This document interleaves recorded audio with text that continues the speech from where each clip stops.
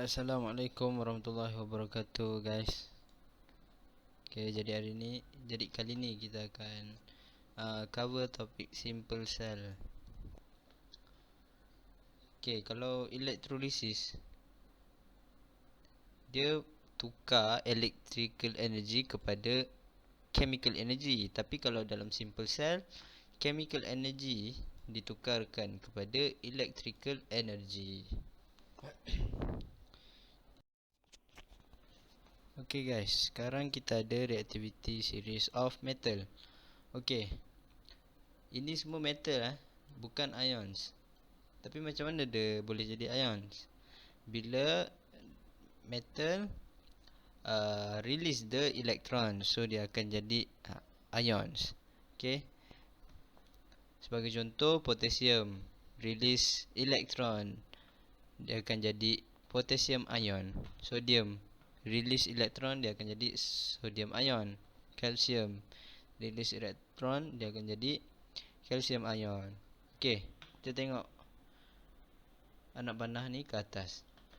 Maksudnya semakin tinggi kedudukannya dekat dalam reactivity series ni, ataupun semakin reaktif lah. Semakin reaktif, maka dia more likely to release the electron.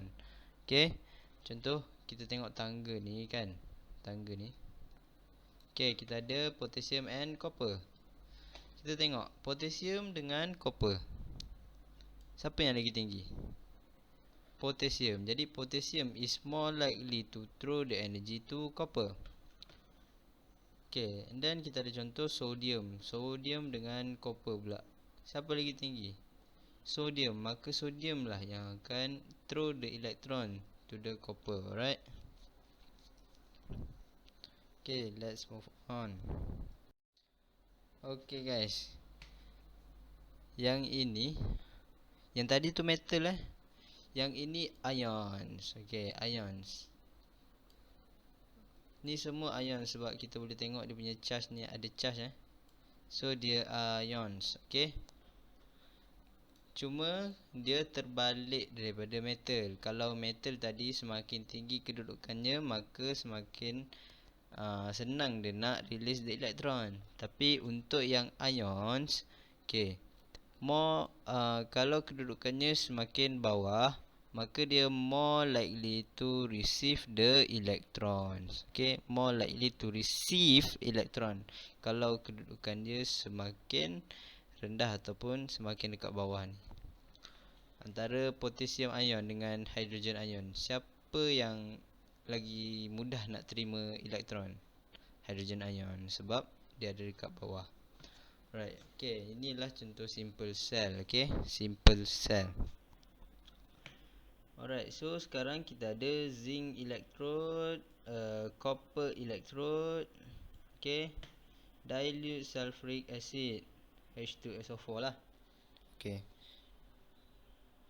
Tapi macam mana kita nak tahu sama ada zinc electrode ni dia ada dekat negative terminal ataupun dia dekat positive terminal?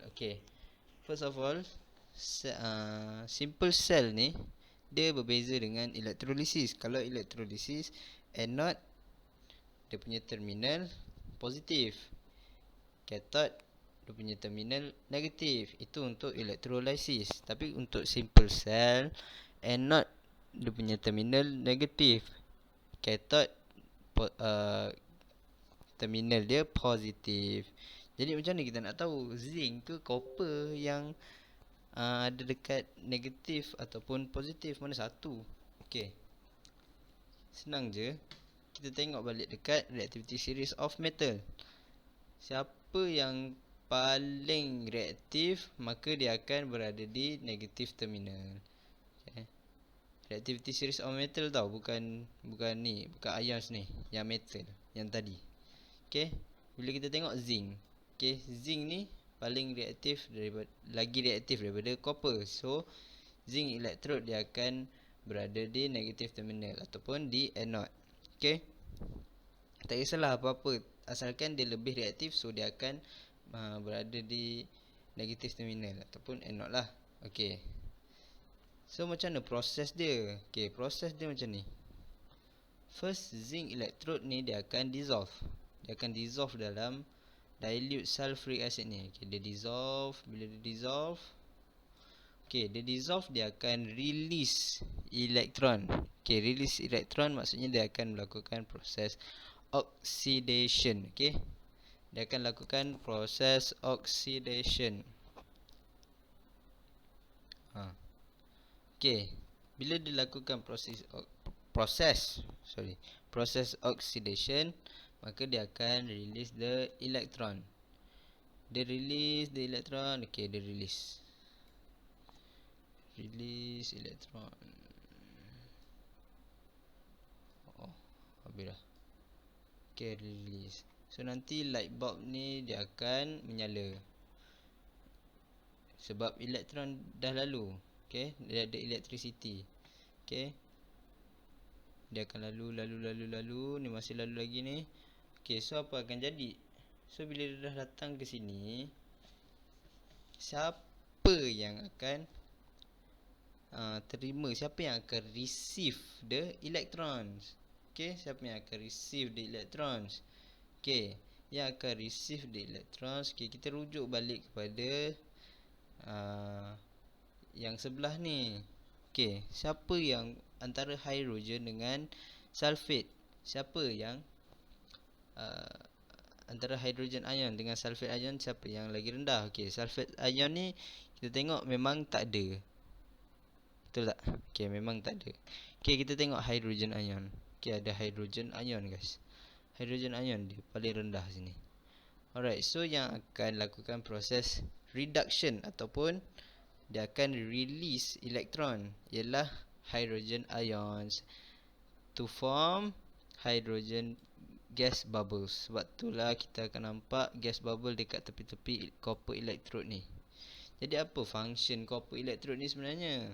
Copper electrode ni adalah sebagai terminal sahaja untuk elektron tu lalu untuk pergi ke dilute sulfuric acid ni. Okay, alright, jadi ada satu perkara yang perlu kita tahu.